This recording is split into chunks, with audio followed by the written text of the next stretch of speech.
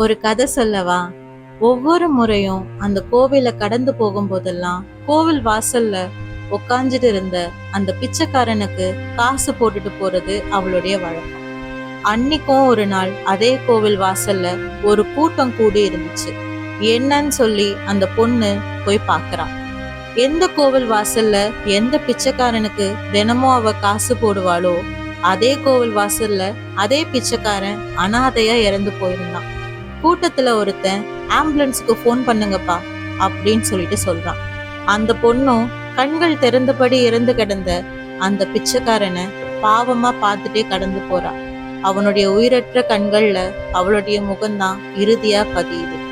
அத பார்த்த அவனுடைய ஆன்மா என்ன சொல்லுச்சு தெரியுமா? என்னுடைய தட்டுல விழுந்த காசெல்லாம் அவங்க பாவத்தை கரைக்க விழுந்துச்சு.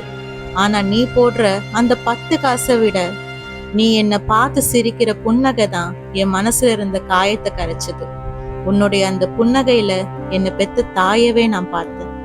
சில சமயம் என் வேதனைய பார்த்து கோவில் உள்ள இருக்கிற தெய்வம்தான் என்னை பார்க்க வந்துடுச்சோ அப்படின்னு சொல்லிட்டு யோசிப்பேன்.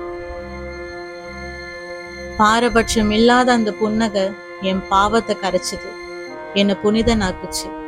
நானும் எல்லாரையும் போல ஒரு மனுஷன்தான், பாவப்பட்ட பிறவி இல்லைன்னு சொல்லி எனக்கு கீதை உபதேசிச்சது. என்ன மாதிரி ஒருத்தனையும் அருவருப்பில்லாத பார்த்த உன்னுடைய கண்கள் நிச்சயமா தெய்வத்துடைய கண்கள் தான். வேற பிறவியே வேணான்னு வேண்டுனா ஆண்டவன் கிட்ட போய் முறையிட போறேன்.